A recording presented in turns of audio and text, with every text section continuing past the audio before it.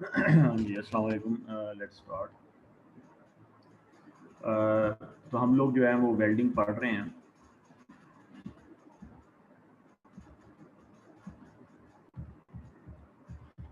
And we have studied spot welding. Spot welding तक जो है वो हमने पढ़ लिया। The next one is the seam welding. तो सीम वेल्डिंग जो है ये नाम से जो है ना वो इंडिकेट हो रहा है कि ये इस तरह की वेल्डिंग है कि जिसमें हमें कंटिन्यूअस वेल्ड चाहिए होता है। ठीक है, जैसे यहाँ पे डायग्राम में दिखाया हुआ है कि जैसे दो मेटेलिक शीट्स हैं या कोई ऐसी एप्लीकेशन है कि हमें from one end to the other end हमें कंटिन्यूअस वेल्ड चाहिए होता है। ठीक है, लास्ट जैसे आपने देखा था कि स्पॉट वेल्डिंग में जैसे यहाँ पे नाम से रिप्रेजेंट हो रहा है कि एक जगह पर वेल्ड है। ठीक है, बल्कि हमने इसको ये भी कहा था कि ये वेल्ड बीड है। ठीक है, नगट या वेल्ड बीड। तो इस या स्पॉट वेल्डिंग एक जगह पर वेल्ड हुआ हुआ। लेकिन सीम वेल्डिंग जो है ये इसीलिए एक अलग टाइप है रेजिस्टेंस वेल्डिंग की, जिसमें जो है हमें कंटिन्यूअस वेल्ड चाहिए होता है। ठीक है, ये डायग्राम में दिखाया हुआ है। तो इसमें हमें दो इलेक्ट्रोड्स जो हैं, यानी इसको हम अचीव कैसे करते हैं सीम वेल्डिंग में कि we have two electrodes in the form of आप यूँ कह लें कि रोलर्स या व्हील्स की सूरत में। ठीक है, हमारे इलेक्ट्रोड्स होते हैं, इलेक्ट्रोड व्हील्स। ठीक है, और इनका ख़ास यानी एक सर्टन वेट होता है जो कि मेटल शीट्स के ऊपर फिर हम इनको रोल करते हैं। उससे जो मेटल शीट्स होती हैं उन पर प्रेशर भी पड़ता है, और जब हम करंट पास करते हैं तो जो हीट होती है I²RT उससे वेल्ड भी हो जाता है। ठीक है, ये जो व्हील्स हैं इनकी कूलिंग का भी अरेंजमेंट किया जाता है, क्योंकि ज़ाहिरी बात है कि एक सर्टेन अमाउंट ऑफ करंट जो है वो इनमें से पास हो रहा है। तो इनकी कूलिंग का ख्याल ना रखा जाए तो ये जो है वो खुद भी डैमेज हो सकते हैं। अभी जैसे हमने पीछे स्पॉट वेल्डिंग में भी देखा था कि जो इलेक्ट्रोड्स हैं अगर करंट ज़्यादा हो जाए या करंट का ड्यूरेशन ज़्यादा हो जाए तो इलेक्ट्रोड्स भी ख़राब हो जाती हैं। ठीक है, तो सीम वेल्डिंग में हमारी जो इलेक्ट्रोड्स हैं they are in the form of the wheels, और इस इनकी अंदर फिर हम कूलिंग का भी अरेंजमेंट करते हैं। इनका एक सर्टन वेट होता है to apply the certain pressure on the metal sheets to be welded. So the process of continuous joining of overlapping sheets by passing them between two rotating electrode wheels. So that is the seam welding. ठीक है, now heat generated by the electric current flowing through the contact area and pressure provided by the wheels are sufficient to produce a leak tight weld। ठीक है, कि जो current contact area में से पास हो रहा है। ठीक है, ये बहुत ही इम्पोर्टेंट पॉइंट है कि जो हीट पैदा होगी वो कांटेक्ट एरिया की रेजिस्टेंस से ही पैदा होगी। यानी वो इस तरह से नहीं है कि यानी व्हील्स के साथ कंफ्यूजन नहीं होनी चाहिए। एक्चुअली ये रेजिस्टेंस वेल्डिंग ही हो रही है, और रेजिस्टेंस वेल्डिंग जो है उसमें हमने ये लास्ट लेक्चर में पढ़ा था कि जो हीट है वो I² into are into T के बराबर ही होती है। ठीक है, टी जो है वो आपके पास टाइम है, और आर जो है वो रेजिस्टेंस है। ठीक है, और रेजिस्टेंस जो है वो इसकी है, ये वाला जो कांटेक्ट, ये वाला जो कांटेक्ट एरिया है दोनों मेटल शीट्स के दरमियान, इसकी रेजिस्टेंस है। सही है, तो यानी जो प्रिंसिपल ऑफ वेल्डिंग है वो अब भी वही है, रेजिस्टेंस वेल्डिंग वाला, लेकिन जो प्रोसेस है उसमें हमने व्हील्स का इस्तेमाल किया है to have the continuous weld. ठीक है, ऊपर भी और नीचे भी। सही है, इस तरह से। तो इनके ज़रिए जो है वो हम यहाँ पे इस तरह से प्रेशर लगा रहे हैं। So what is this thing? This is the pressure that we are applying. जब तक आप एक सर्ट, ये बात याद रखें, ये हमने लास्ट लेक्चर में भी पढ़ा था, जब तक आप एक सर्टन प्रेशर शीट्स के ऊपर नहीं लगाएंगे, आ, आपका जो वेल्ड होगा वो जो है, आप कह लें कि एक लीक टाइट वेल्ड नहीं बनेगा या ड्यूरेबल नहीं होगा, ठीक है, वो खुल जाएगा। क्योंकि जो है, अगर आप सर्टन प्रेशर नहीं लगाते तो एरिया जो होता है, एरिया वो आपके पास यानी वो फिर काफ़ी ज़्यादा हो चुका है, और जो आपके पास जो रेजिस्टेंस है वो कम हो गई है, ठीक है। अगर आपने प्रेशर नहीं लगाया तो एरिया ज़्यादा हो गया ना, यानी कॉन्टैक्ट एरिया जो है, ये कॉन्टैक्ट एरिया है between the metal sheets. If you do not apply a certain pressure, the area would increase, ज़ाहिरी बात है, resistance would decrease and hence the heat would decrease. इसका मतलब ये है कि प्रेशर एक वेरिएबल है, ना सिर्फ वेरिएबल है अमाउंट वाइज, बल्कि इसका जो टाइम है, प्रेशर का टाइम बिल्कुल ऐसे ही है जैसे करंट का टाइम है। सही। सो ओवरऑल हमारे पास दो वेरिएबल्स हैं, the one is the pressure, pressure इसकी अमाउंट क्या है प्रेशर की पास्कल में, और time to apply the pressure, वो जैसे हमने लास्ट टाइम पढ़ा था स्क्वीज टाइम, होल्ड टाइम वगैरह। इसी तरह से जो करंट है उसका तो इक्वेशन से ही रिप्रेजेंट हो रहा है कि एक उसकी भी अमाउंट है, certain amount should be passed through the electrodes in a certain time. तो हमने वो लास्ट लेक्चर में पढ़ा था ना कि अगर करंट ज़्यादा हो जाए या अगर ड्यूरेशन ऑफ करंट ज़्यादा हो जाए तो ये भी चीज़ें यहाँ पर बिल्कुल वैसी ही हैं, ठीक है। फिर नेक्स्ट है कि यानी ये मैंने स्लाइड में क्वेश्चन जो है वो लिखा हुआ है कि why there is a need to increase the heating as the welding proceeds, either by increasing the current or by external heating like high frequency heating। यानी क्वेश्चन जो है वो एक्चुअली ये है, ये हो, ठीक है, कि why there is a need to increase the heating as the welding proceeds, कि जैसे जैसे आप वेल्ड करते जाते हो, यानी टायर जो है आपका या जो व्हील है वो आपका चलता जा रहा है और वेल्ड अब आपका होता जा रहा है, तो आप हीट जो है ना उसको बढ़ाते रहते हैं।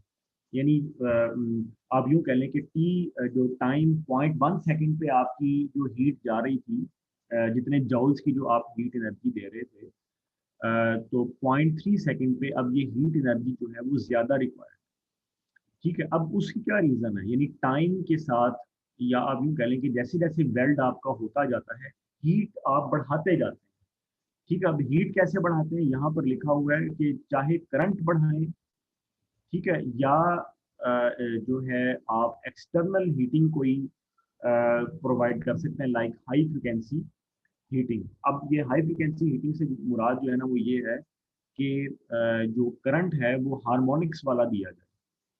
हाई फ्रिक्वेंसी से मुराद ये होता है कि हार्मोनिक्स, ठीक है। तो हाई फ्रिक्वेंसी हीटिंग एक या ये है, या आप कोई रेडिएंट हीटिंग जैसे माइक्रोवेव हीटिंग होती है, इस तरह से भी उसको भी हम हाई फ्रिक्वेंसी हीटिंग ही कहते हैं। तो हाई फ्रिक्वेंसी हीटिंग जो है वो आप एक्सटर्नली भी दे सकते हैं, या करंट की अमाउंट को भी आप ज़्यादा कर सकते हैं। लेकिन the question is why do we need to increase the heat as the welding process proceeds. तो उसका जो आंसर है वो यही है, ये जैसे मैंने यहाँ नीचे कमेंट्स में भी इसका आंसर लिखा हुआ है, कि जब आप वेल्डेड से अनवेल्डेड पार्ट की तरफ आते हैं, कुछ हिस्सा आपका वेल्ड हो गया है और कुछ हिस्सा भी आपका वेल्ड होना है, ये वही बात हो रही है ना। तो एरिया जो है वो आपका इंक्रीज कर जाता है, ठीक है, thereby decreasing R. So आपकी हीट जो है वो कम हो जाती है, that's why you are required to increase the current to produce the same amount of heat, ठीक है। यानी कि जब आप, ये अब आपकी अगर शीट्स हैं इस तरह से, और ये आपका जो पोर्शन है ये आपका वेल्ड हो गया, ठीक है, ये जो है ये क्या है, welded, welded with this sheet जो इसके ऊपर है, यहाँ पर जो शीट है इसके साथ ये वेल्ड हो चुका है। और ये वाला जो पोर्शन है, ये वाला अभी जैसे मैंने ये वाला शो किया है, ये वाला, ठीक है, ये अभी अनवेल्डेड पड़ा हुआ है, इसको अभी आपने वेल्ड नहीं किया, ये वेल्डेड है, ठीक है, और ये वाला जो है वो अनवेल्डेड है, ठीक है। तो टायर जो है या जो व्हील है आपका वो इस तरह से है, यहाँ पे है और यहाँ पे है, सही। अब वो आहिस्ता आहिस्ता आगे जा रहा है और वेल्ड आपका हुआ है, तो ये एक्चुअली सारा सिनेरियो। तो जब आप देखें कि जब आप अनवेल्डेड पोर्शन पे आते हैं, कुछ जिस जिस पोर्शन पे आपका व्हील है वो वेल्ड हो चुका है, अब वो आगे जा रहा है, वो अनवेल्डेड। तो इसका मतलब ये है कि आपका जो एरिया है वो आपका बढ़ चुका है, जो कॉन्टैक्ट एरिया है। What is this? This is the contact area.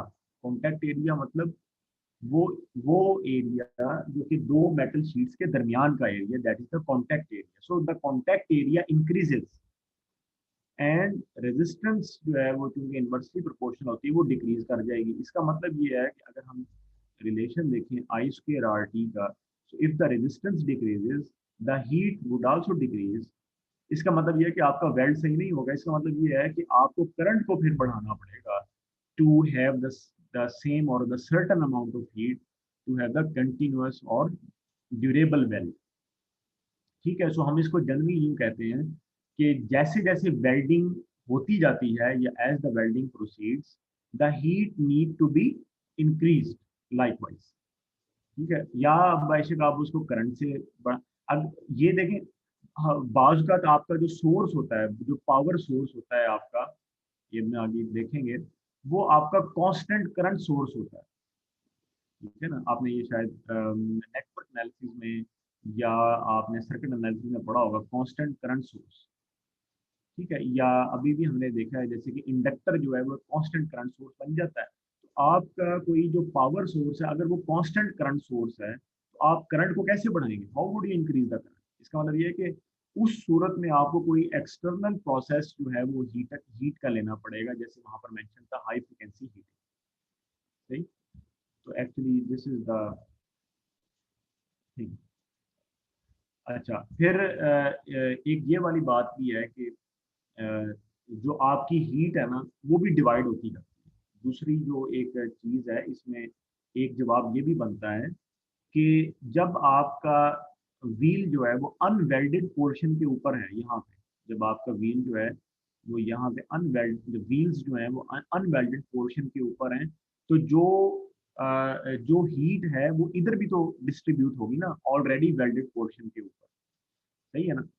तो ये बात भी तो है ना कि आपकी जो हीट है वो डिवाइड हो रही है, ठीक है, इस तरह से। यानी ये आपकी अगर हीट एनर्जी है तो ये आपका अनवेल्डेड पोर्शन है और ये आपका जो है वो वेल्डेड वाला पोर्शन है, यानी अनवेल्डेड पोर्शन के साथ ये आपका वेल्डेड पोर्शन है। So the heat is also dividing in the two, ठीक है, वेल्डेड में और अनवेल्डेड में डिवाइड हो रही है। That's why also you need some more heating for the welded, क्योंकि हीट डिवाइड होगी। ये भी तो एक इसका जवाब है, ठीक है। तो दोनों तरीकों से इसका आंसर जो है वो बनता है, ठीक है। बहरहाल ये भी एक बात साथ में नोट कर लें कि जो पोर्शन आपका वेल्डेड होता है वहाँ जो एरिया होता है आपका, जो कॉन्टैक्ट एरिया होता है वो आपका डिक्रीज कर जाता है, ठीक है, क्योंकि वेल्ड हो गया ना पोर्शन। जब पोर्शन वेल्ड हो गया तो contact area decreases, the contact area decreases. इसका मतलब ये हो गया कि अब आपकी जो रेजिस्टेंस है वो बढ़ जाएगी। अगर आपकी रेजिस्टेंस बढ़ जाएगी तो आपकी जो हीट है उसके भी बढ़ने के चांस होते हैं, ठीक है। तो इसका मतलब ये है कि we have to control the heat, else जो आपका ऑलरेडी वेल्डेड पोर्शन है वो खराब हो सकता है ओवर वेल्डिंग हो सकती है, या सिंपली हम यूं कहेंगे कि ये तो जो पोर्शन है आपका वो खराब हो गया, ठीक है। सो आई रिपीट दैट अगेन कि आपका जो ऑलरेडी वेल्डेड पोर्शन है, जिस तरह अनवेल्डेड पोर्शन में आपका, ये अनवेल्डेड पोर्शन है जिसमें आपका एरिया जो कॉन्टैक्ट का होता है वो बड़ा होता है, ज्यादा होता है as compare to the welded portion. तो वेल्डेड पोर्शन में अगर एरिया जो है वो आपका कम है, इसका मतलब ये है कि आपकी जो रेजिस्टेंस है वो आपकी ज्यादा होगी। अगर आपकी रेजिस्टेंस जो है वो आपकी ज्यादा है तो इसका मतलब ये हुआ कि आपकी जो हीट है वो वहां पे ज्यादा होने के चांस है, ठीक है। नो डाउट कि जो आपका जो करंट है वो डिवाइड होके जा रहा है कुछ अनवेल्डेड, लेकिन बहरहाल द हीट में increase more in the welded area. ठीक है, हीट जो है वो वेल्डेड एरिया को खराब कर सकती है। जो आपका एक अच्छा पोर्शन वेल्ड हो चुका है उसको हीट आपकी फर्दर हीट खराब कर सकती है। तो ये आप देख लें कि ये इसमें एक चैलेंज होता है। ठीक है, so this is a challenge कि इसमें आपकी महारत काम करती है या इसमें आपके हाई टेक इंस्ट्रूमेंट्स जो हैं वो काम करते हैं। ठीक है, इसका ये एक हल हो सकता है कि जो पोर्शन आपका ऑलरेडी वेल्डेड है उसको किसी तरह कूल रखा जाए। ठीक है, ताकि वो या उसकी जो टेम्परेचर है वो आपका मेंटेन रखा जाए, और उसका जो तरीका है वो फिर किसी हद तक कूलिंग से ही आता है। ठीक है, तो बहरहाल you have to control the heat in any way from the welded end the unwelded portion. तो वो कहता है कि अच्छा, ये पीछे वाली बात ही चल रही है कि वो कहता है कि current interruption can also be employed to control the heating. ये देखें, अभी मैं यही बात कर रहा हूँ। Current interruption can also be employed to control the heating of the rollers in order to supply the requisite heat to the weld।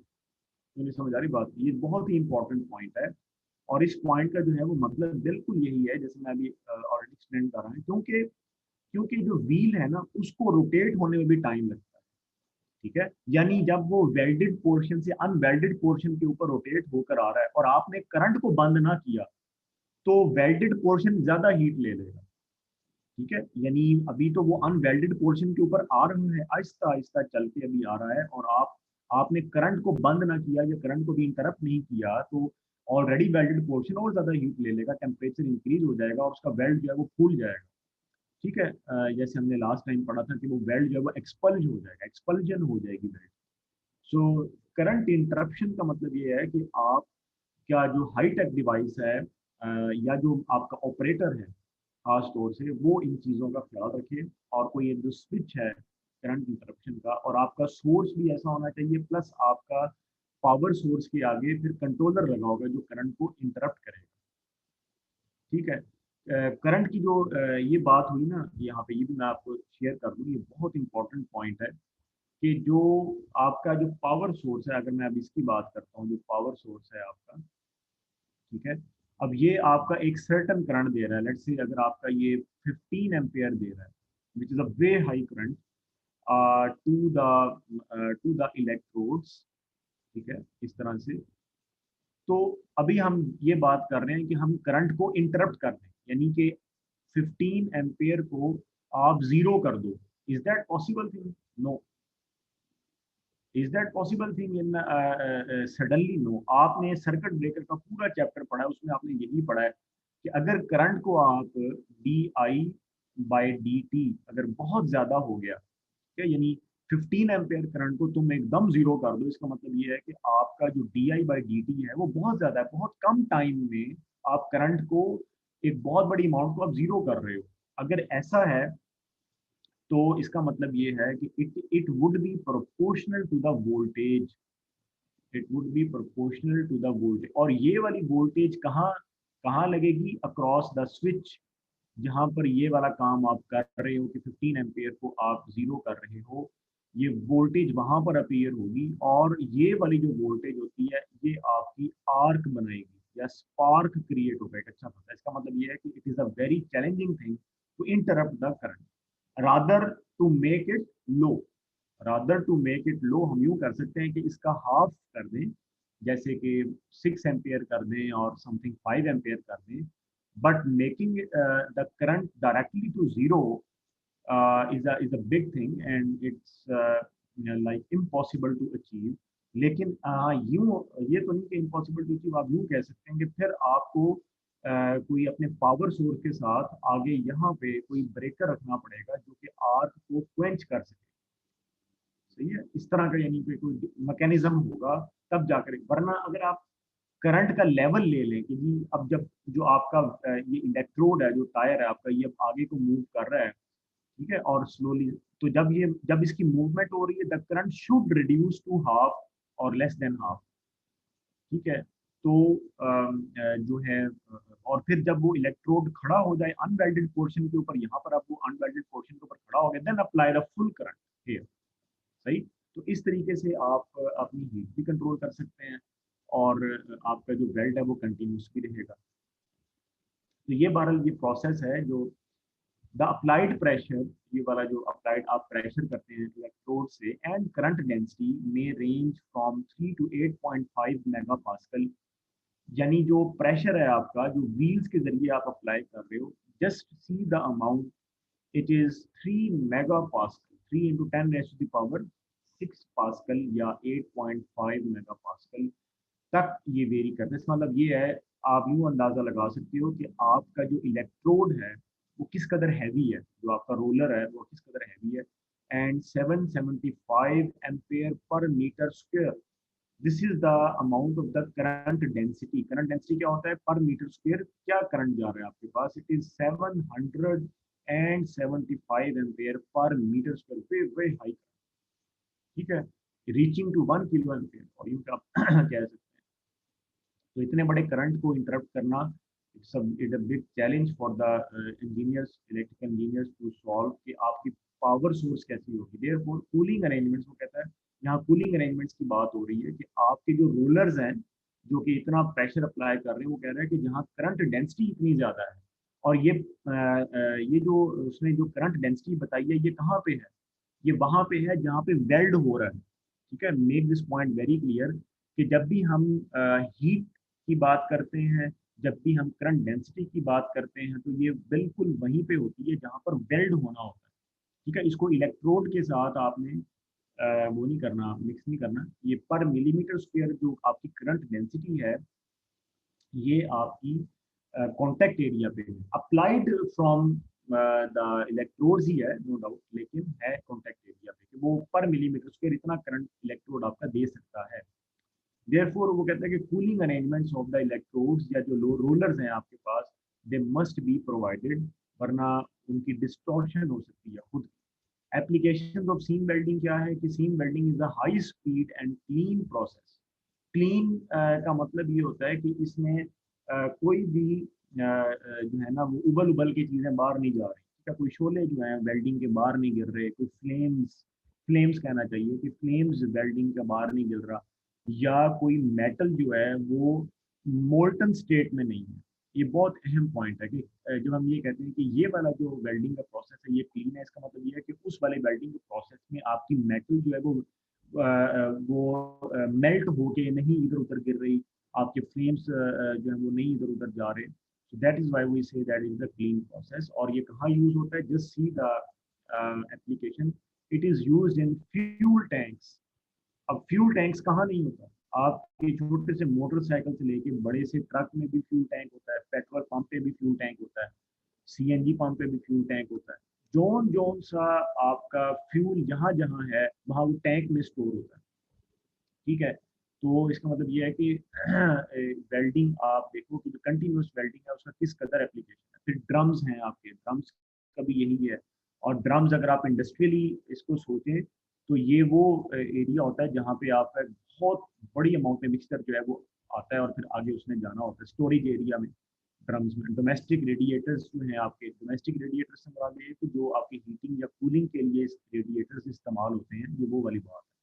तो डोमेस्टिक रेडिएटर्स जो हैं ये यहाँ आपने देखा होगा आजकल कुछ ऐसी सर्दियों के लिए कुछ हीटिंग जो है वो ऐसी आ गई है जिसमें खैर वो तो पोर्सिलेन की बनी होती है, लेकिन उसमें अगर वेल्ड चाहिए होता है तो वो सीम वेल्डिंग के थ्रू होता है।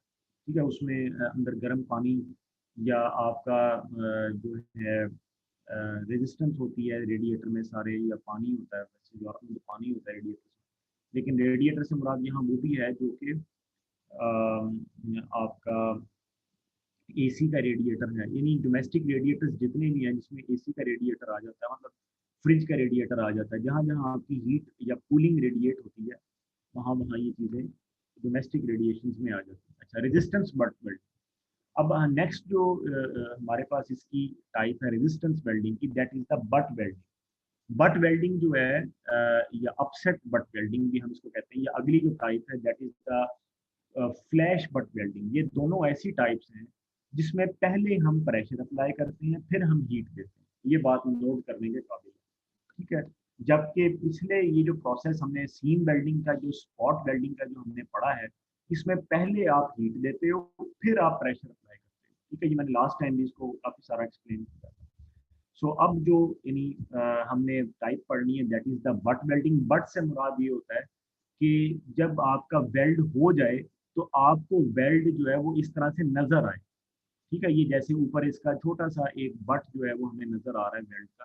सो that is the forge structure, ठीक है। एक्चुअली वो एक, अगर हम मैकेनिकली बात करें, मैकेनिकली अगर हम बात करें तो हम कहेंगे कि ये फोर्ज्ड स्ट्रक्चर है, ठीक है। दो तरह के स्ट्रक्चर होते हैं, एक होता है कास्टेड स्ट्रक्चर। कास्टिंग कास्टिंग वो चीज होती है जो भट्टी में बनती है, जैसे ईंट है आपकी, या और पोर्सिलेन की काफी सारी चीजें जो भट्टी में बनती हैं।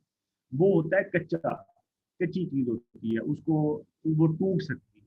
लेकिन जो फोर्जिंग होती है ना, फोर्जिंग में आप भट्टी में पकाते नहीं है, बल्कि आप प्रेशर अप्लाई करते हैं और फिर आप जो है वो हीट अप्लाई करते हैं। यानी दो चीज़ों को प्रेशर के साथ कंबाइन किया जाता है और फिर उसमें से हीट गुजारी जाती है, तो वो जो है ना एक दूसरे के अंदर फ्यूज हो जाते हैं, ठीक है। तो ये फोर्ज स्ट्रक्चर ये कहलाता है और ये बड़ा मजबूत होता है।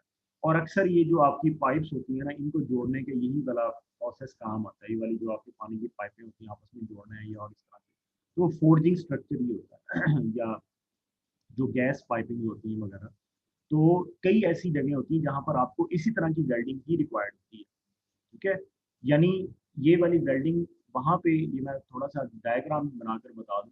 आप यूँ इमेजिन करो ना कि आपके पास एक सिलेंडर जो है वो इस तरह से पड़ा हुआ है, जिसका ये क्रॉस सेक्शनल एरिया, और एक सिलेंडर जो है वो ये वाले क्रॉस सेक्शनल एरिया, ये एरिया A1 है और ये जो एरिया वो A2। अब तुमने इन दोनों को कंबाइन करना है, समझ रही, यानी cross sectional area to cross sectional area weld करना है, समझ आई। ये क्या है, ये क्रॉस सेक्शनल एरिया 1 है, ये आपका क्रॉस सेक्शनल एरिया 2 है। Cross sectional area to cross sectional area जब हमें वेल्ड करना होता है ना, so there we need some type of the certain pressure first to be applied. So what is this thing? This is the pressure first, and then we need the heat applied. अब इस तरीके से आपका एक forge structure जो है वो इस तरह से आपका जो है वो दोनों के दरमियान बन जाता है, ठीक है।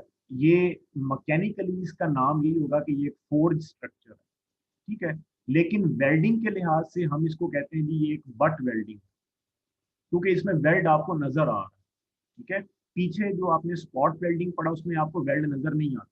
इसी तरह से सीम वेल्डिंग में भी आपको वेल्ड नजर नहीं आ रहा, मगर आपकी शीट्स जुड़ चुकी हैं आपस में। मगर बट वेल्डिंग में आपको वेल्ड नजर आ रहा हो, ठीक है। सो दैट इज वाई कि वेल्डिंग की टाइप में हम इसको बट वेल्डिंग कहते हैं, लेकिन मैकेनिकली जो स्ट्रक्चर आपके पास बन जाता है, that is the forge structure. और इसकी बड़ी एप्लीकेशन है, खास तौर पर आपने सुना होगा जहाँ हमने जो गैस की पाइपें हैं वो आपस में जब हमने जोड़नी होती हैं, बड़ी लंबे लंबे जो गैस के पाइप्स बिछाए जाते हैं for transmission from one end to another end, oil के पाइप्स बिछाए जाते हैं, और इस तरह की जो भी आपके पास सर्टेन एप्लीकेशन है, लिक्विड भी जिसमें फ्लो करता है वगैरह, तो उसमें फिर ये जो प्रोसेस है वो बड़ी अहमियत का हामिल होता है, ठीक है। तो वो कहता है कि weld is obtained by bringing two pieces of metals to end contact, ठीक है। एंड टू एंड कॉन्टैक्ट, जैसे मैंने बताया कि अभी, सो अंडर प्रेशर, ये बहुत इंपॉर्टेंट पॉइंट है। अंडर प्रेशर सबसे पहले प्रेशर अप्लाई करना है, and then allowing the current to flow, ठीक है। ये बहुत जरूरी है, और कुछ याद रहे ना रहे, ये वाली चीज आपको जरूर लिखनी चाहिए इसमें, ठीक है। So the contact surfaces should be as smooth as possible. अब ये वाली जो उसने बात की ना, ये जो स्मूथनेस की बात की है, ये वाला इसका जो पॉइंट है, ये फ्लैश बट वेल्डिंग के साथ कंट्रास्टिंग में आएगा। यानी रेजिस्टेंस या अपसेट बट वेल्डिंग जो हम अभी ये पढ़ रहे हैं, इसमें जो दोनों जो कॉन्टैक्ट एरिया या जो क्रॉस सेक्शनल एरिया है, इनकी रिक्वायरमेंट ये होती है कि वो स्मूथ हो या पॉलिश्ड हो, जो आपके क्रॉस सेक्शनल एरिया। अगर नहीं तो फिर हम फ्लैश बट वेल्डिंग का इस्तेमाल करते हैं, ठीक है। यानी हमें इस्तेमाल करते हैं क्या, बस प्रोसेस सारा वही है, लेकिन इसमें ये होगा कि आपका जो फ्लैश से मुराद ये होता है कि फ्लैश से मुराद ये होता है कि आपकी जो मेटल है ना वो मेल्ट होके बाहर गिर रही है। So it is not a clean process, आप ये नहीं कह सकते कि ये clean clean process. Flash is nothing but the molten metal, molten metal जो है ना वो आपकी वेल्ड होके कुछ बाहर गिर रही है और कुछ आपकी फ्यूज होके तो वेल्ड बन चुका है, दैट इज द फ्लैश। सही। सो जहाँ पे आपकी सर्फेसिस स्मूथ होती है ना वहां फ्लैश नहीं गिरता, बाहर ना होने के बराबर फ्लैश गिरता है। ठीक है। तो ये बात है, इसीलिए उसने कहा कि ये वाली जो वेल्डिंग तुम पढ़ रहे हो इसमें आपका जो फ्लैश है, तभी उसने ऊपर इसका नहीं लिखा, वरना ये है सेम ही चीज, ये फ्लैश यानी ये दोनों कोई अलग अलग चीजें नहीं है, ये बिल्कुल, इसीलिए इसकी यहाँ डायग्राम नहीं बनाई हुई फ्लैश बट की ना, ये बिल्कुल सेम चीजें हैं। सिर्फ अगर इस तरह से होगा कि आप कहेंगे, यानी ये प्रोसेस भी सेम है, यानी मेरा कहने का मकसद ये है कि वेल्डिंग प्रोसेस इज सेम, लेकिन पढ़ने के लिए हमने उसको क्लासीफाई कर लिया, सिर्फ रीडिंग पर्पस के तहत हमने उसको क्लासीफाई कर लिया कि अगर आपका फ्लैश बाहर गिरता है, मेटल वेल्ड होकर बाहर गिर रही है थोड़ी सी मेल्ट होके, तो वो हम कहेंगे कि ये फ्लैश बट वेल्डिंग, और ये इसीलिए हुई है क्योंकि आपके जो कॉन्टेक्ट एरियाज थे वो स्मूथ नहीं थे, लेकिन जहां पर ये स्मूथ होंगे वहां पर हम उसको नाम ये देंगे कि ये आपकी simple upset butt welding, it is not the flash but.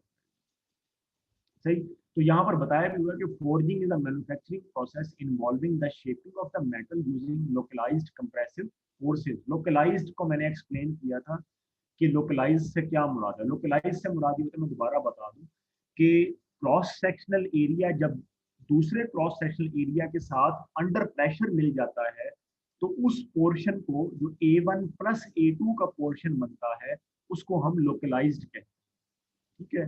तो ये वाली, ये जो है इसको आप ऐसे कह सकते हो, A1 प्लस A2 का जो आपके पास जो पोर्शन होता है, ठीक है, यानी पाइपें तो बहुत बड़ी बड़ी है ना, मगर जहां से तुमने उनको कंबाइन किया है A1 और A2, यानी अब ये टोटल एरिया जो बन जाता है ये तुम्हारा लोकलाइज्ड एरिया बन जाता है। तो यहाँ जो कंप्रेसिव फोर्सेज हैं उनसे जो स्ट्रक्चर बनता है that is the forge structure. Now, forging can produce a piece that is stronger than an equivalent cast part. ये मैं अभी एक्सप्लेन कर चुका हूँ कि कास्टिंग क्या होती है, जो चीज भट्टी में बनती है वो कास्टिंग। ठीक है। So employed for joining the tubes, लेकिन ये भी नोट कर लें जो भट्टी में बनता है उसमें भी कई ग्रेड है, सारी बात। ठीक है। कई चीजें हैं जो भट्टी में बनती है मगर वो काफी मजबूत होती हैं, फिर कास्टिंग में भी फिर आपकी ग्रेडिंग है ना, कि ये चीज जरा स्ट्रॉन्गली कास्टेड है, ये कच्चा लोहा है, ये लोहा है, इसको नीचे मारोगे टूट जाएगा, मुड़ जाएगा, बेंड हो जाएगा। ठीक है। तो this is the thing. Slash butt welding is nothing but, here मैं ऑलरेडी आई हैव एक्सप्लेन कि ये सिर्फ पढ़ने के लिए एक नाम है, और इसमें ये आपको फ्लैश जो है, यानी जो मोल्टन मेटल्स हैं, ये आपको उस वक्त नजर आएंगी जब आपका जो कॉन्टेक्ट एरियाज हैं वो स्मूथ नहीं है बल्कि रफनेस है। सही है। ये देखो यहाँ पर ये बताया भी हुआ है कि so that the contacts will be at the points due to the surface roughness। यानी अब जब आप दो कॉन्टैक्ट एरियाज को आपस में कंबाइन करोगे तो जो उनकी रफ सरफेसेस है ना, ये जो कॉन्टैक्ट्स हैं वो वहां से एक दूसरे से कंबाइन हो रहे हैं। ठीक है। फिर उसके बाद तुम हीट अप्लाई करते हो वही, and so one piece is slowly advance towards other end the molten metal is flashed out. ठीक है। And after the faces attain the plastic stage. अच्छा, ये एक नई बात है कि after the faces attain some plastic stage. Plastic ये आपने शायद वो एक सब्जेक्ट पढ़ा होगा, उसमें ये प्लास्टिसिटी को एक्सप्लेन किया जाता है। प्लास्टिक एक ना एक स्टेज होती है जब आपकी स्ट्रेस टू स्ट्रेन रेशो इससे हम मजीद बढ़ाएंगे ना तो चीज टूट टूट ना जाए। ठीक है। प्लास्टिक का मतलब ये होता है कि बस अब बस हो गई, या और स्ट्रेस ना अप्लाई करें। समझ आ रही बात की। तो इसको मैं यहाँ से बता देता हूँ, फिर शायद तुम्हें पता चल जाए। ठीक है। तो ये इस तरह से होता है कि यानी अगर तुम्हारा स्ट्रेस इधर है, और पता नहीं अब तुम लोगों ने वो सब्जेक्ट पढ़ा है या नहीं, मुझे नहीं पता, वो मैकेनिकल का सब्जेक्ट है। तो बहरहाल ये हमने तो पढ़ा था, उसमें हम ये एक जो है ना वो इस तरह से कर्व बनाया करते थे, इस तरह से करके ना ऐसे। स्ट्रेन का मतलब ये होता है कि उर्दू में इसको मैं इस तरह से लिखूंगा कि खींच जाना। ठीक है। खींच जाना यानी कि वो खींच जाना, यानी कोई चीज जो है उसको आप कितना खींच सकते हैं। ठीक है। तो हत्ता कि उसके बाद वो टूट जाएगी। ठीक है। या किसी चीज पे, या किसी चीज को तुम खींच कितना सकते हो, या किसी चीज को तुम प्रेशर कितना अप्लाई कर सकते हो, इतना के वो टूटे ना, समझदारी बात की। तो ये देखो ना, अब यहाँ से स्ट्रेस बढ़ रहा है, ठीक है, स्ट्रेस तुम्हारा जो है वो यहाँ से बढ़ रहा है, और जो उसका स्ट्रेन लेवल है, जो खिंचाई का जो लेवल है वो भी बढ़ता जा रहा है। हत्ता कि अब इसके बाद जो जो स्टेज आएगी वो यूं आएगी कि चीज आपकी ब्रेकिंग पॉइंट की तरफ जो है वो चली जाएगी, ठीक है। तो ऐसी स्टेज जिसके बाद चीज जो है वो तकरीबन ब्रेकिंग पॉइंट की तरफ जा रही होती है, उसको हम कहते हैं प्लास्टिक स्टेज। समझ रही, उसका नाम प्लास्टिक होता है, प्लास्टिक स्टेज होता है। तो इस सारी चीज को फिर हम सिंपली कह लेते हैं स्ट्रेस टू स्ट्रेन रेशो। ये बड़ी अहम बात है, ये मैकेनिकल वालों की तो इस तरह की बात है जैसे आप करंट पढ़ते हो, ये उनकी फर्स्ट सेमेस्टर से उनको ये स्ट्रेस टू स्ट्रेन रेशियो जो है वो पढ़ा दिया जाता है, क्योंकि मैकेनिकल का तो सारा कंसेप्ट ही इस चीज पर बेस कर रहा है। तो बहरहाल, तो जो स्ट्रेस टू स्ट्रेन रेशियो है वो आपकी प्लास्टिक स्टेज से आगे नहीं जानी चाहिए, ठीक है। तो वो ये कह रहा है कि अपसेटिंग प्रेशर जो है वो फिर आप जो है, जो आपने अप्लाई किया होता है वो आपका बॉन्ड बन जाता है। ये जो उसमें लिखा, ये जो लिखा हो ना, अपसेटिंग प्रेशर इज अप्लाइड, ये इसका मतलब ये नहीं है कि अब आप उसके बाद आप अपसेटिंग यानी प्रेशर तो आप स्टिल अप्लाई रखते हो कुछ देर, जैसे एक टाइम होता है, लेकिन उसको इंक्रीज नहीं करना, ठीक है। Leading to the bonding of the two faces, और वो भी क्यों अप्लाई करना है, ताकि दोनों चीजें एक दूसरे के अंदर फ्यूज हो जाए। समझ आ रही है, यानी द पॉइंट इज कि जब दो चीजें आपस में, एक ये चीज है और एक ये तुम्हारे पास ये एरिया A1 है और ये एरिया A2 है। अब जब ये दोनों ने अपनी प्लास्टिक स्टेज को अचीव कर ली है, तो अब हम अब सेटिंग, वो कह रहा है कि प्रेशर हम अप्लाई करेंगे ताकि ये एक दूसरे के अंदर फ्यूज हो जाए, ठीक है। यानी ये प्लास्टिक स्टेज जो है, ये अब आपने हीट से अटेन की है एक्चुअली, ठीक है। यहाँ पहले तो मैंने इसको बताया था ना कि प्रेशर से मैंने ये आपको एक्सप्लेन किया है।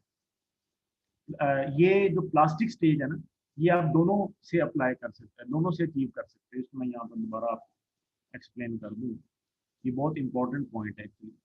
प्लास्टिक स्टेज जो है, इसको आप दो तरीकों से अचीव कर सकते हो, प्रेशर अप्लाई करके भी अचीव कर सकते हो, ठीक है। और प्रेशर आप एक दूसरे की तरफ भी अप्लाई करते हैं और दूर भी अप्लाई करते हैं, ठीक है।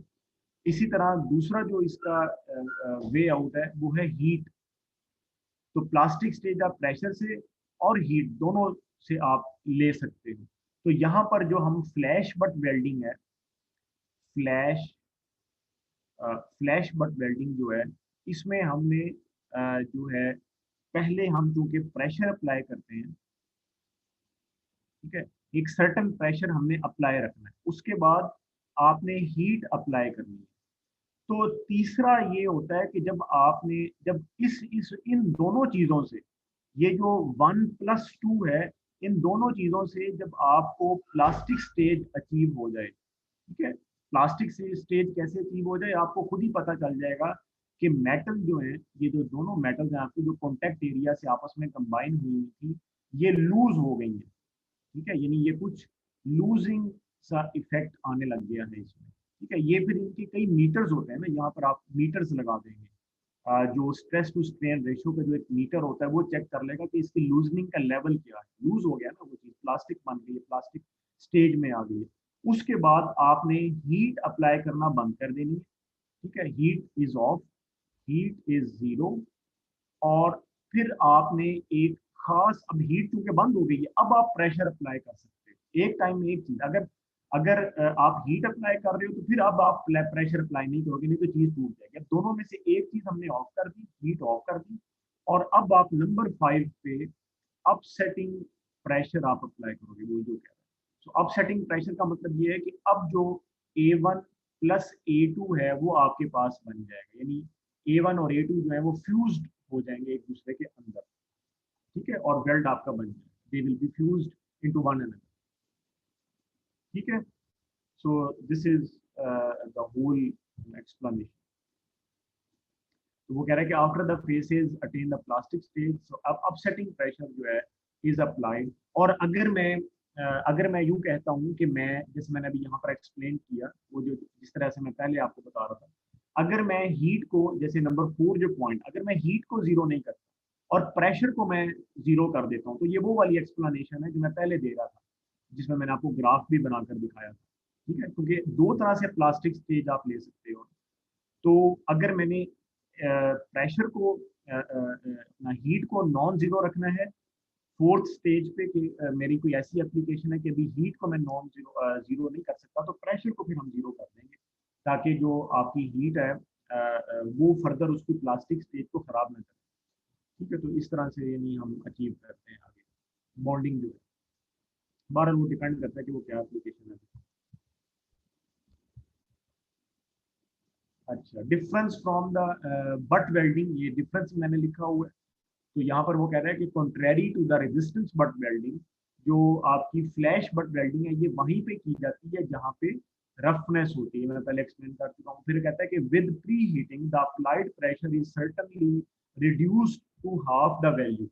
यानी अभी तक तो हमने यही पढ़ा और मैं आपको यही बताता आया हूँ कि पहले प्रेशर अप्लाई करना है, फिर हीट अप्लाई करनी है। लेकिन देखा ये गया है कि इस तरीके से आपको एक अच्छा खासा प्रेशर जो है वो अप्लाई करना पड़ता है, क्योंकि जब मेटल्स ठंडी होती हैं, जारी बात है, तो उनको एक बहुत ज़्यादा प्रेशर की रिक्वायरमेंट होती है फ्यूज्ड होने के लिए दूसरे के अंदर।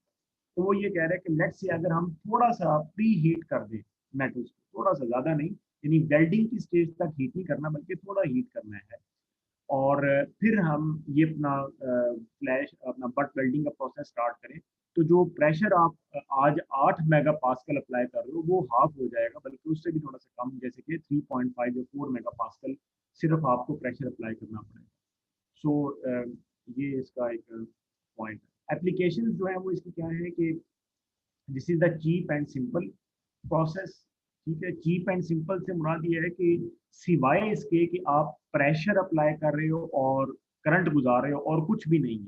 समझ आ रही है? चीप एंड सिंपल से मुराद यही होता है कि जो आपका इक्विपमेंट इन्वॉल्व है, इक्विपमेंट, तो इक्विपमेंट तो सिर्फ आपका एक प्रेशर ही है ना जो आपने अप्लाई करना है। ठीक है, प्रेशर तो आप मैनुअली भी अप्लाई कर सकते हो। एक आप फिक्स्ड क्लैंप ले लें, दूसरा क्लैंप मूवेबल ले लें और प्रेशर अप्लाई कर लें। ठीक है, तो बात करने का मकसद ये है कि ये कोई इस तरह का प्रोसेस नहीं है जैसे हमने पढ़ा था अल्ट्रासोनिक वेल्डिंग और जो बड़े हाईटेक वेल्डिंग प्रोसेस है, ये वो नहीं है। तो it is a cheap and simple process. और एम्प्लॉयड कहाँ कहाँ इस्तेमाल किया जाता है? To highly alloyed steels which can not be welded by any other method.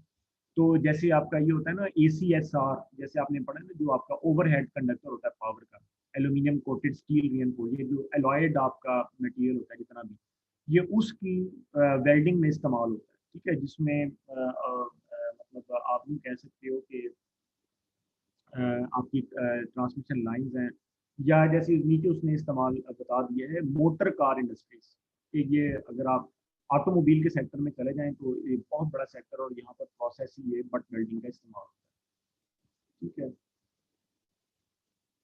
so this is about the resistance welding. Next one is the arc welding. ठीक है, arc welding जो है इसको हमने इसीलिए सेपरेट रखा है क्योंकि आर्क वेल्डिंग जो है ये एक फ्यूज प्रोसेस है। रेजिस्टेंस वेल्डिंग तो था ना कि एक उसमें आपकी मोल्टन मेटल, देखिए फ्लैश बट वेल्डिंग तो हमने अलग बता दिया कि उसमें मोल्टन मेटल गिरती है नीचे। ठीक है, लेकिन तकरीबन जो उसके बाकी के प्रोसेसेस हैं उसमें आपका मेटल मेल्ट होके नीचे नहीं गिरता, मगर जो आर्क वेल्डिंग है उसमें तो होता ही यही है कि चीज़ मेल्ट होती है और फिर उसके बाद वो जाके तो वेल्ड होती है। तो ऐसे को हम कहते हैं कि ये फ्यूज्ड वेल्डिंग प्रोसेस है। जो रेजिस्टेंस वेल्डिंग हमने शुरू में पढ़ा था कि ये नॉन फ्यूजन प्रोसेस है। ठीक है, इसमें यानी मेनली चीज मेल्ट नहीं होती और वेल्ड हो जाती है, हाँ, irrespective of the butt welding. लेकिन आर्क वेल्डिंग जो है ये मेनली है ही फ्यूज्ड प्रोसेस की, चीज मेल्ट होगी तो बनेगा कुछ ना कुछ। और आर्क से मुराद ये है कि हम शॉर्ट सर्किट करते हैं। ठीक है, arc is produced by the short circuiting the two things. इसकी दो मेन टाइप्स हैं। The first type is it's shielded metal arc welding and the other one is the submerged arc welding। ठीक, सो submerged का मतलब ये होता है कि एक चीज जो है वो डूब ही गई, जैसे सबमरीन है। और है क्या, ये हम बाद में पढ़ेंगे। पहले आज हम शील्डेड मेटल आर्क वेल्डिंग को हम पढ़ते हैं। शील्ड का मतलब ये होता है कि जो आपका वेल्ड हो रहा है ना, वो आर्क की शील्ड के अंदर हो रहा है। ठीक है, ये मैं पहले आपको थोड़ा सा यहाँ पर बता दूं। कि हम जो है वो इसको जो है वो हम क्यों ये कहते हैं कि ये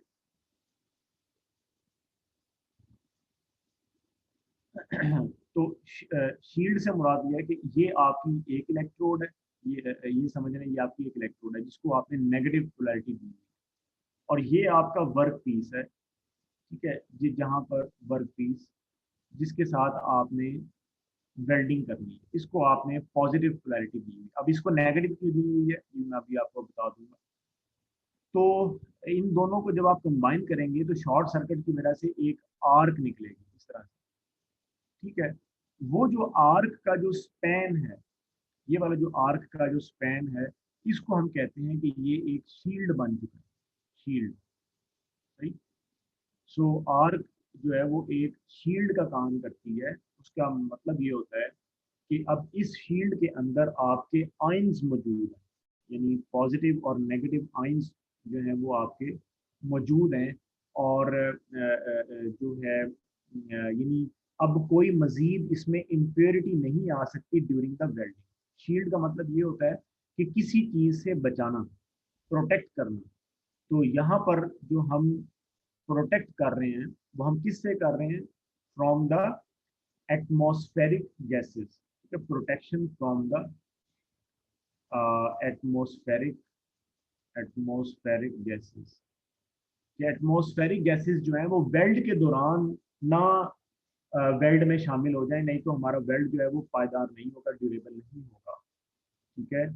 सो जो शील्डेड है, जो शील्डिंग है वो आर्क के जरिए होती है। तो आर्क जो है, जो उसका शील्ड बनता है, उसके अंदर प्लाज्मा एक जो फोर्थ मेटल स्टेट है वो बन जाती है, आयनिक स्टेट बन जाती है। तो अब मजीद कोई गैस इसमें नहीं आएगी। इसके अलावा शील्ड हम इसलिए भी कहते हैं, मेनली हम आर्क की वजह से कहते हैं कि अब इसके अंदर जो आपने ये इलेक्ट्रोड इस्तेमाल किया, इसके ऊपर हम कई कोटिंग्स चढ़ाते हैं। एक कोटिंग तो आपकी इलेक्ट्रोड है जो खुद ब खुद घुल रही है, शामिल हो रही है, ठीक है। तो ये मैं आपको यहाँ पर जो है वो मीनिंग बता दूँ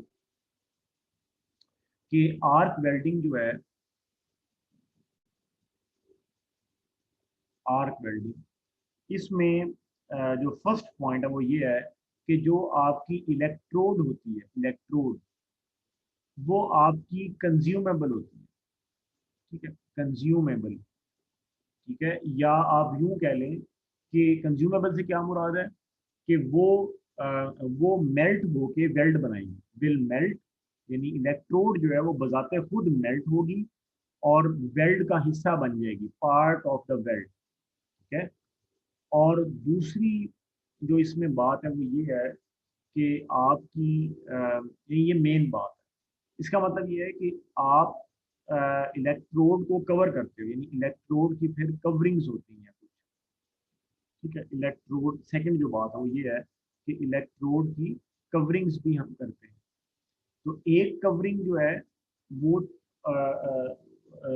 जो है, एक तो इलेक्ट्रोड खुद है ना जो कि मेल्ट होके वेल्ड का हिस्सा बन रही है, उसके ऊपर हम एक फ्लक्स चढ़ा देते हैं, ठीक है। ये मैंने लास्ट लेक्चर में बताया था कि फ्लक्स क्या होता है।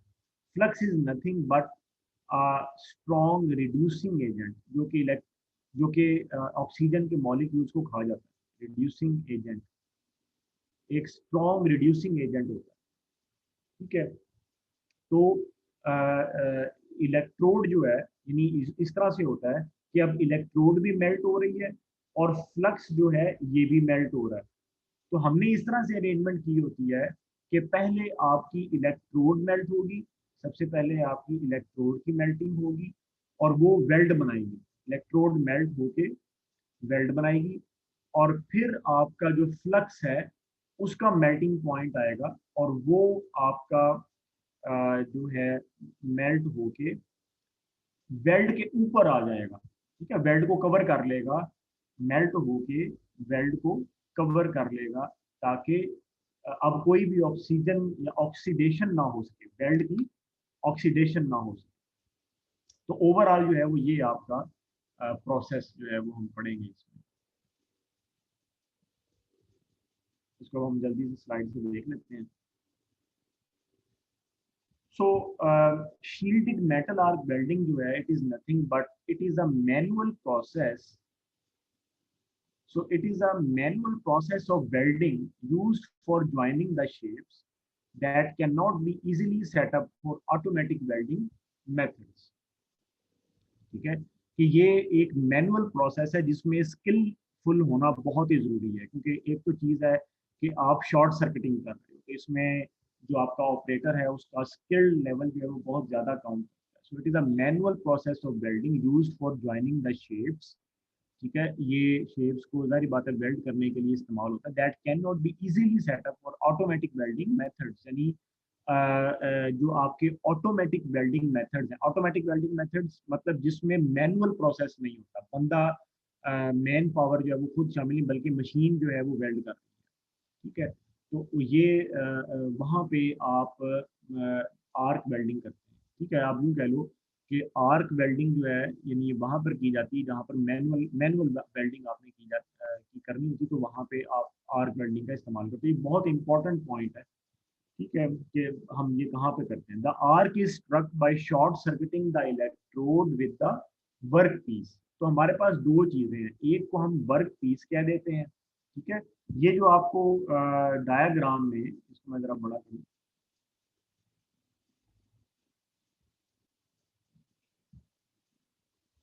ये जो आपको डायग्राम में जो डॉटेड सा पोर्शन नजर आ रहा है, ये आपका जो है ना ये वर्क पीस है। ठीक है, so it is nothing but the work piece. ये जो आपको डॉटेड सा नजर आ रहा है, डॉटेड डॉटेड सा, ये सारा आपका वर्क पीस है। और ये जो आपको ऊपर हैश लाइनिंग में वो दिखा रहा है, ये सारा ये सारा वेल्डेड पोर्शन है, यानी कि जो आपकी इलेक्ट्रोड है वो मेल्ट होके इस वर्क पीस के ऊपर होती जा रही है। तो ये समझ आ रही बात की, यानी ये जो डॉटेड वाला पोर्शन है ये आपका वर्क पीस है, इसके ऊपर आपकी जो इलेक्ट्रोड है वो मेल्ट होके वेल्ड होती जा रही है, ऐसे ऐसे वो बता रहा है कि सॉलिडिफाइड वेल्ड मेटल। ठीक है, एक तो ये बात हुई। फिर दूसरी ये बात है, वो कहता है कि वेल्डिंग करंट, ये वाला जो पॉइंट लिखा हुआ है, welding current is chosen according to the electrode diameter. ठीक है, कि अगर इलेक्ट्रोड का डायामीटर जो है वो ज्यादा है, इसका मतलब ये है कि उसकी रेजिस्टेंस कम होगी, तो फिर हमें करंट को थोड़ा सा कंट्रोल रखना है, कम रखना है। लेकिन अगर इलेक्ट्रोड का जो डायामीटर है वो कम है, तो फिर जारी बात है कि रेजिस्टेंस ज्यादा है, तो तुम्हें ज्यादा जो करंट है उसकी थोड़ी सी जरूरत पेश आएगी। ठीक है, तो यानी मकसद बात करने का ये है कि जो इलेक्ट्रोड का जो डायामीटर है, या इसको हम यूं भी कह सकते हैं, अभी तो जैसे मैंने बताया कि अगर आपने एक सर्टन हीट लेनी है। ठीक है, इलेक्ट्रोड डाया से क्या मुराद है मैं आपको यहाँ पे बताता हूँ बोर्ड पे। इलेक्ट्रोड डाया जो है उसे, इसको आप जो है उसको आप इस तरह भी एक्सप्लेन कर सकते हो कि जो इलेक्ट्रोड जो है वो आपकी ज्यादा डायामीटर की है। ठीक है, इसका डाया जो है वो ज्यादा है। ठीक है, डाया, इसका मतलब ये है, दिस इम्प्लाइज दैट कि इसकी जो रेजिस्टेंस है वो कम है। अब मे बी अगर हम अगर from heat point of view से देखें कि अगर इसकी रेजिस्टेंस कम है, तो इसका मतलब ये है कि इसमें अब आपको जो करंट की रिक्वायरमेंट है वो ज्यादा है। ठीक है, to have the certain amount of the heat. ठीक है, to have the certain amount of the heat. तो चूंकि इसका डाया ज्यादा है, इसकी रेजिस्टेंस कम है, तो इसमें आपको करंट की अमाउंट ज्यादा चाहिए होगी to have the certain amount of the heat to be welded. लेकिन वही बात है कि चूंकि इसकी रेजिस्टेंस कम है, लिहाजा इसमें आपको करंट को जरा कंट्रोल रखना है। सिर्फ ये बात और मैंने पहले की। इसी तरह से अगर जो डाया है आपका वो कम है, if the dia is less, तो इसका मतलब ये है कि इसमें जो रेजिस्टेंस है, ठीक है, वो आपकी ज्यादा है। अगर आपकी रेजिस्टेंस ज्यादा है इसमें, तो इसका मतलब ये है कि अब आपको जो करंट है वो आपको थोड़ा सा जरा कंट्रोल रखना है। कंट्रोल से मुराद यही होता है, जैसे मैंने अभी बताया कि इसकी अगर क्योंकि रेजिस्टेंस ज्यादा है तो करंट को थोड़ा सा आप कंट्रोल रखेंगे, सारी बातें कम रखेंगे, ताकि आपकी वो हीट कंट्रोल रहे। जिसकी रेजिस्टेंस कम है वहां पर आप करंट को थोड़ा सा ज्यादा रखेंगे ताकि आपकी हीट सर्टन रहे। सही है, जो हीट आप यहाँ पर ले रहे हो इस वाले साइड पर। ठीक है, तो इस तरह से है। और वो वाली जो हीट है वो इस इलेक्ट्रोड को मेल्ट करती रहेगी। ये वाली जो इलेक्ट्रोड है ये आपकी इससे मेल्ट होती रहेगी। ये वाली जो हीट है ये आपकी इस इलेक्ट्रोड को मेल्ट करती रहेगी। सही है, इस तरह से।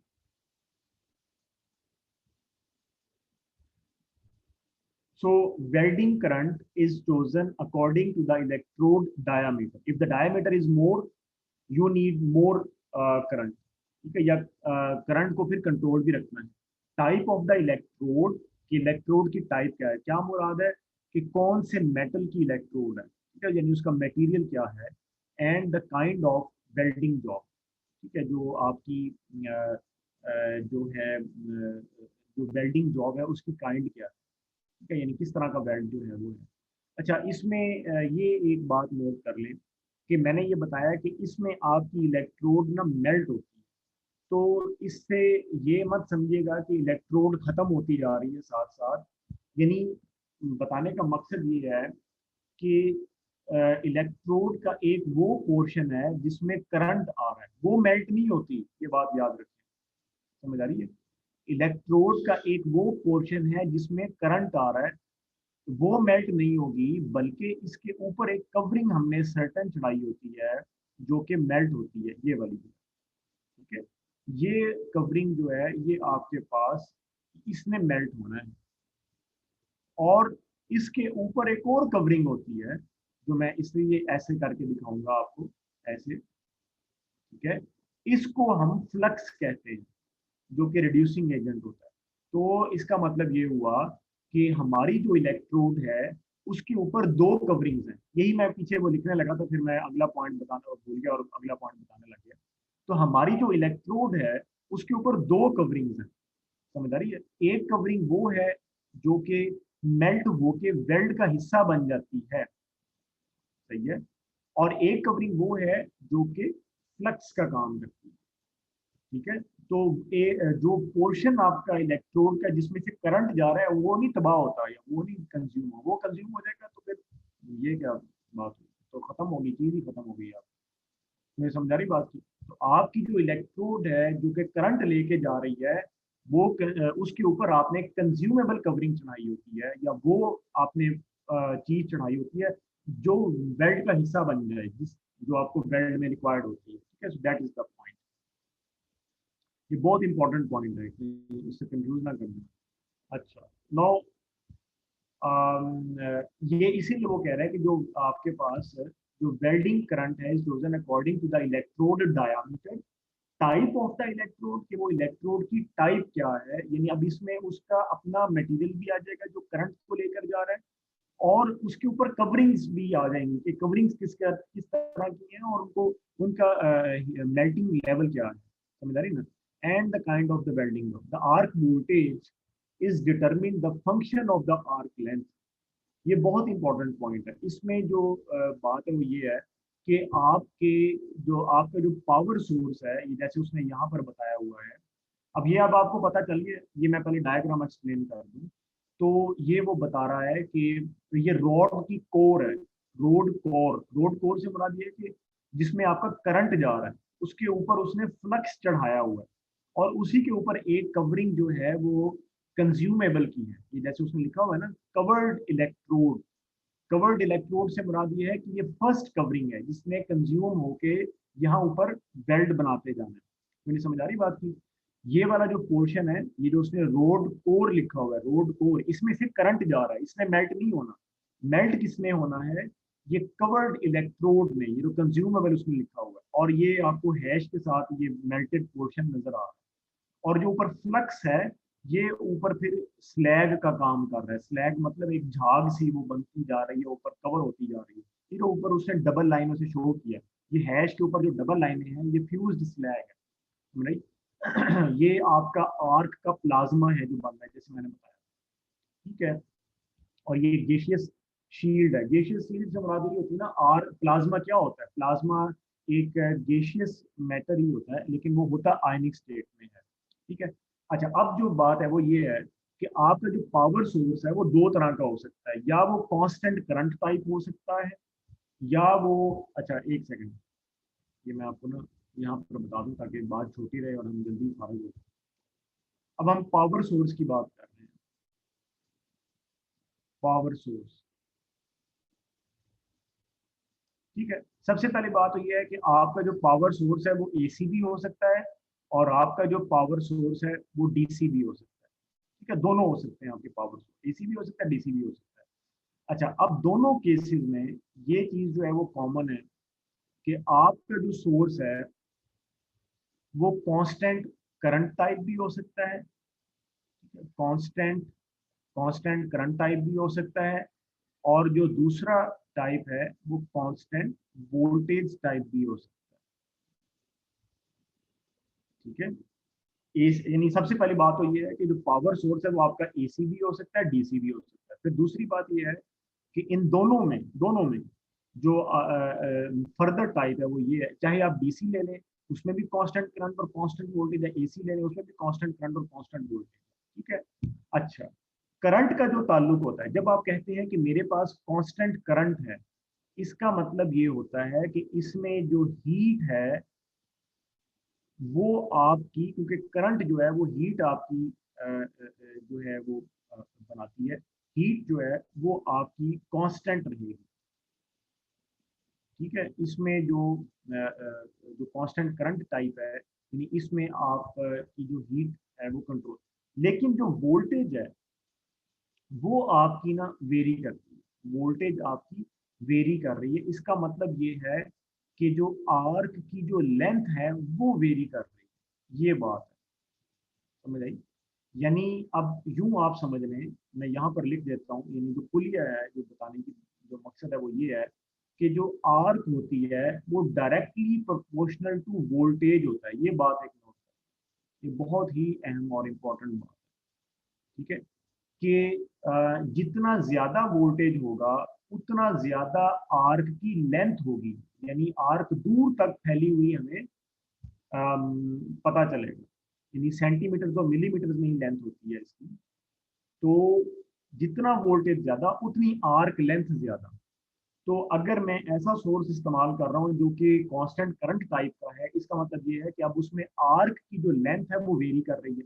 अब आर्क की लेंथ अगर वेरी कर रही है तो इसका मतलब ये है कि आपकी जो इलेक्ट्रोड है इसके ऊपर जो कवरिंग्स हैं, ठीक है, इसके ऊपर जो कवरिंग्स हैं वो वो ऐसे होगा कि आर्क कभी यहाँ तक आ रही है, यानी जब ये आप स्ट्रक करते हो यहाँ पर जो शॉर्ट सर्किट हो रहा है उससे जो आर्क है वो कभी यहाँ तक आती है और कभी यहाँ तक आ रही है। यानी आर्क जो है वो फिक्स नहीं है, आर्क जो है वो कभी यहाँ तक आ रही है, कभी यहाँ तक आ रही है, कभी यहाँ, कभी बहुत ही कम आ रही है।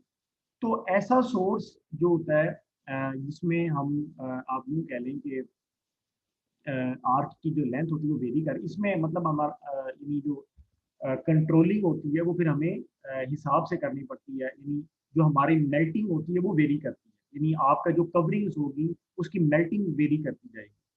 यानी ये हम वहां पर इस्तेमाल करेंगे, आप यूँ कह लें कि जहां पर हमें वेरिएबल मेल्ट चाहिए होगा, वेरिएबल मेल्ट, यानी मिसाल के तौर पर यहाँ पे हमें ज़रा ज़्यादा मेल्ट चाहिए और यहाँ पर हमें थोड़ा मेल्ट चाहिए, वेल्ड मतलब इस तरह का अनइक्वल सा कुछ हमें अगर वेल्ड चाहिए या कुछ ऐसी हमारी रिक्वायरमेंट है तो ये हम वहां पर फिर इस्तेमाल करेंगे। ठीक है, क्योंकि इसमें आर्क लेंथ जो है वो वेरी कर रही है।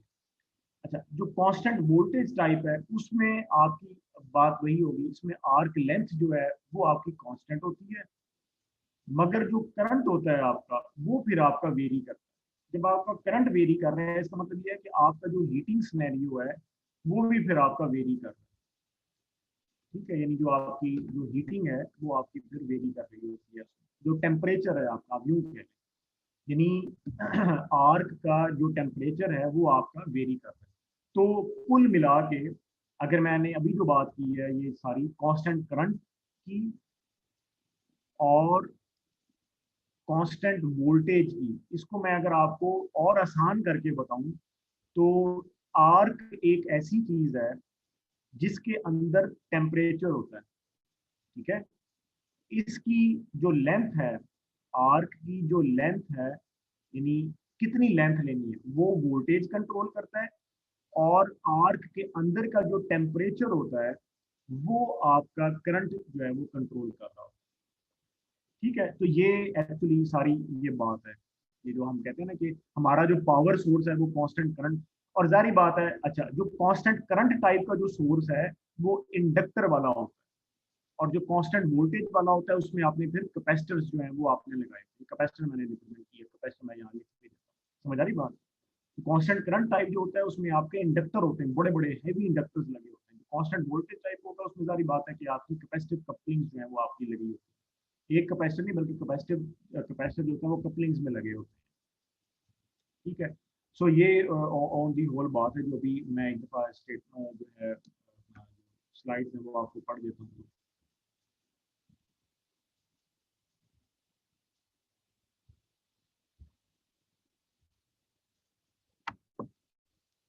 ठीक है। सो वो कहते हैं कि the arc voltage is determined as, आखिरी जो पॉइंट है कि जो वेल्डिंग का जो करंट है उसको हम electrode diameter, type of electrode और काइंड ऑफ वेल्डिंग, देखे ना सारी चीजें हीट से रिलेटेड आ रही हैं। जहां वेल्डिंग करंट की बात करेगा वहां हीट से रिलेटेड चीजें आ रही हैं कि भाई इलेक्ट्रोड का डायामीटर क्या है। जाहिर बात है अगर ज्यादा डाया है तो हमें रेजिस्टेंस कम है, तो अब हमें करंट को थोड़ा ज्यादा करना है या कंट्रोल भी रखना है और ज्यादा करना है ताकि हीट हमें पूरी मिले। जैसे मैंने अभी सारा पीछे एक्सप्लेन किया, टाइप ऑफ द इलेक्ट्रोड यानी हीटिंग की बात। और जब हम आर्क वोल्टेज की बात करते हैं तो फिर हम आर्क लेंथ की बात कर रहे हो। ठीक है। सो कहता है the electrodes are thoroughly dried और बेक्ड आफ्टर प्रोडक्शन, कि जब हम किसी भी इलेक्ट्रोड को वेल्डिंग के लिए लेकर आते हैं तो वो पूरी तरह खुश्क होती है, मुकम्मल खुश्क होती है, हत्ता कि उसको पकाया जाता है। क्योंकि अगर जरा सी भी मॉइस्चर रह गई तो वो आपके वेल्ड में शामिल हो जाएगी और आपका वेल्ड खराब हो जाएगा। The coating of the coating of the electrode burns off faster than coating the flux, यानी जो आपकी इलेक्ट्रोड की जो कोटिंग होती है वो जल्दी जल्दी मेल्ट होती है as compared to the flux. और मैंने आपको भी स्टेप्स में भी बताया था कि सबसे पहले आपकी इलेक्ट्रोड जो जो कंज्यूमेबल जो पोर्शन होता है इलेक्ट्रोड का वो मेल्ट होके वेल्ड बनेगा, उसके ऊपर फ्लक्स आएगा। इसका मतलब ये है कि पहले जो आपकी मेल्टिंग होगी वो इलेक्ट्रोड की कवरिंग की होगी, फिर फ्लक्स होगा। ठीक है। और और ये वो आगे बता रहा है that form the crucible and this makes the arc to be focused at the welding point, यानी आपके जो इलेक्ट्रोड की जो कवरिंग है ना वो मेल्ट होके एक बर्तन सा बना देती है। क्रूसिबल का मतलब होता है कि एक पॉट बन जाना। ये एक ऐसा पॉट होता है, यानी जैसे भट्टी होती है ना, ये भट्टी का काम करता है। एक छोटी सी बहुत ही माइन्यूट सी मिलीमीटर्स में एक ये भट्टी सी बन जाती है, जिससे आपकी जो हीट है वो उधर ही फोकस्ड रहती है जहां पर वेल्ड हो रहा है। समझ आ रही? और उसी के ऊपर फिर आपका फ्लक्स आ जाता है। यानी जो इलेक्ट्रोड की जो कवरिंग है वो मेल्ट होके एक क्रूसिबल भी बन जाता है, यानी ऊपर मेल्ट भी होता जा रहा है और क्रूसिबल भी बन, अगले वेल्ड के लिए क्रूसिबल बन जाता है अगले वेल्ड के लिए।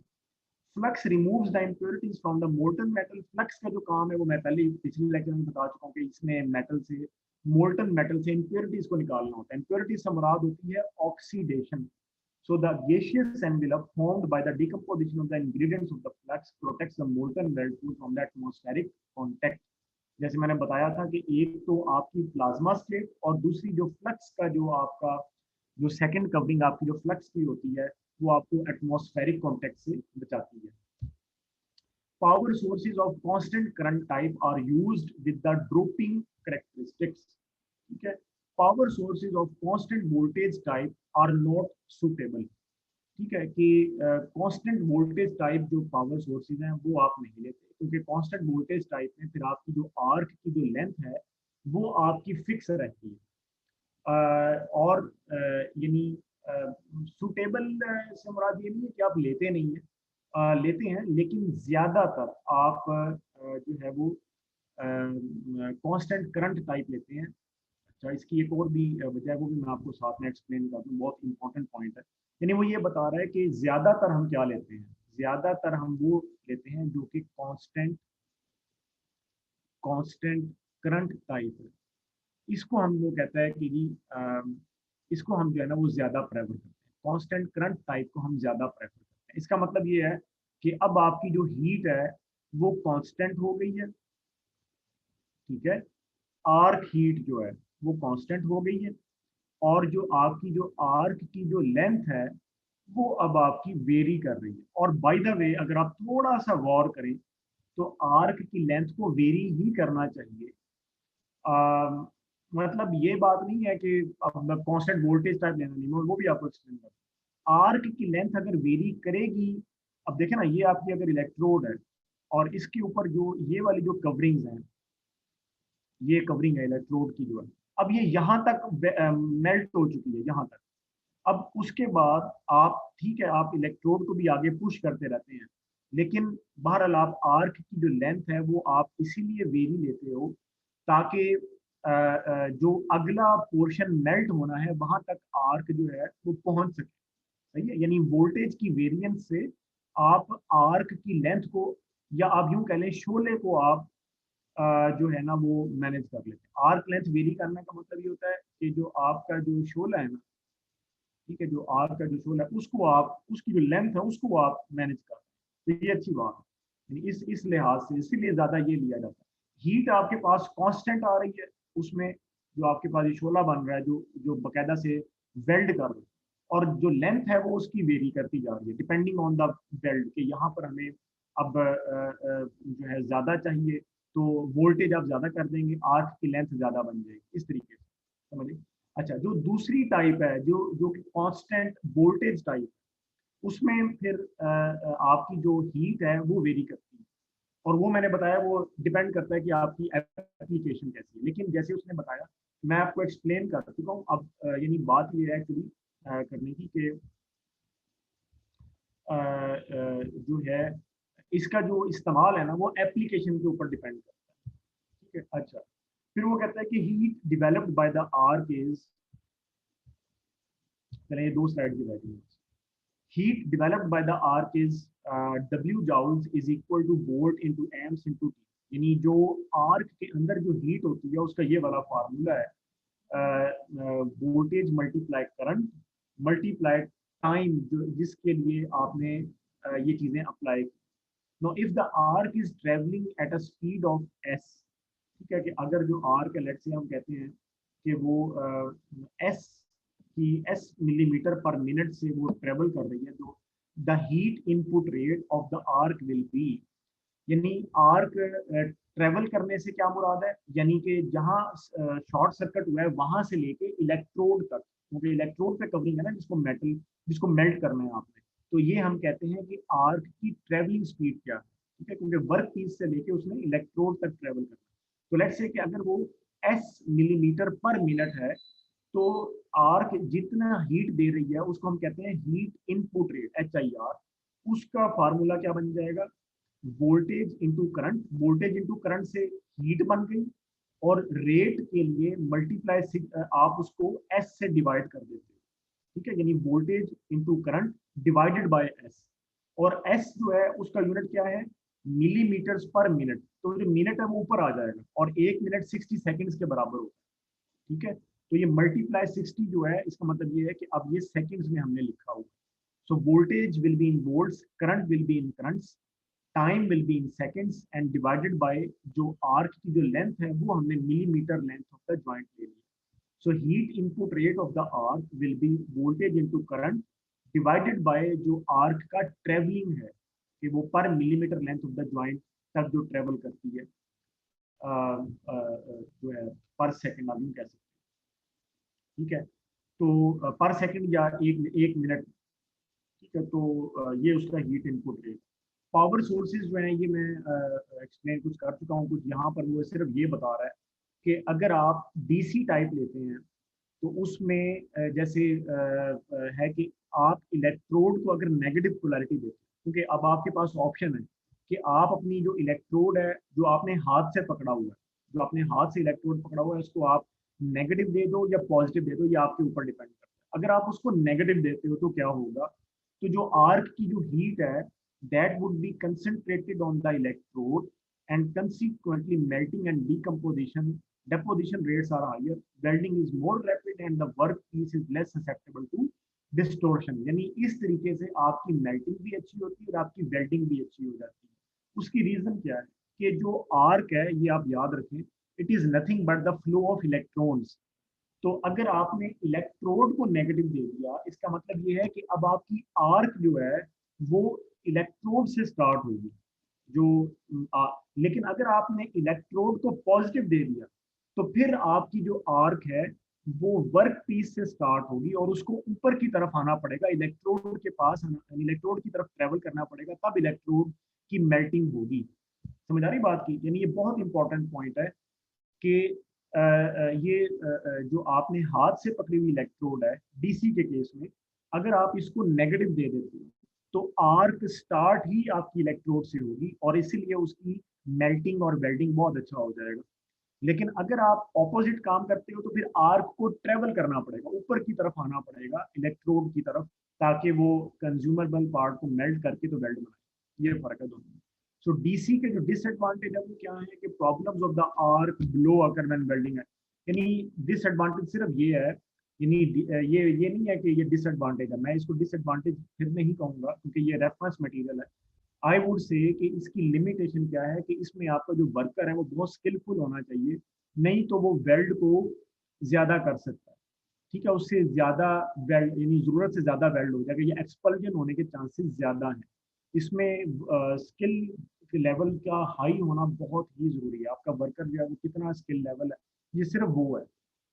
चूंकि जब आप डीसी देते हो तो आपकी जो आर्क होती है उसका, आप यूँ कह लें जो उसका शोला बनता है, जो उसमें हीट होती है वो ज़रा ज़्यादा होती है।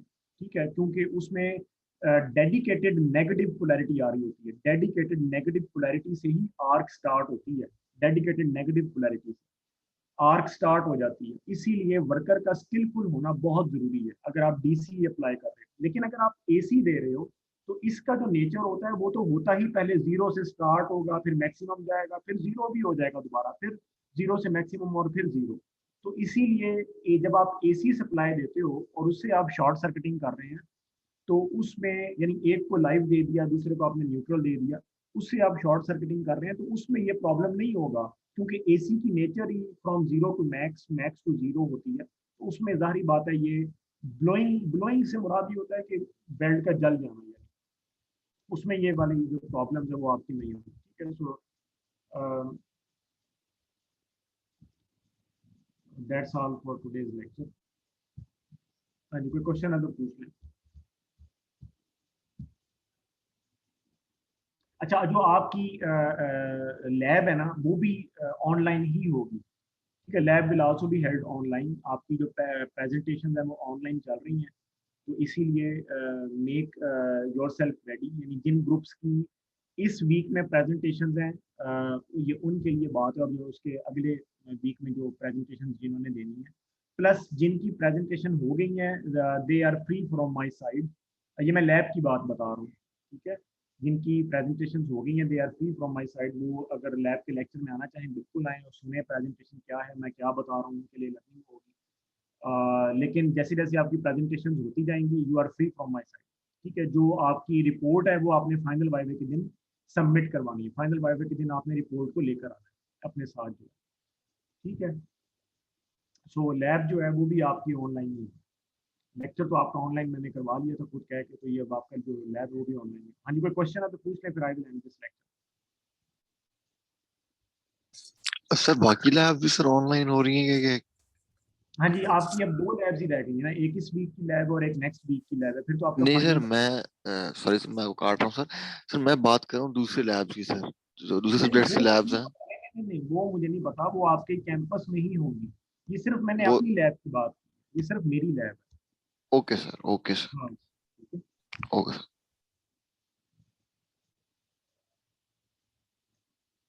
तो चलो ठीक है, फिर आप लोगों का नेक्स्ट लेक्चर होगा। I will end this lecture. Okay ji, अल्लाह हाफिज़।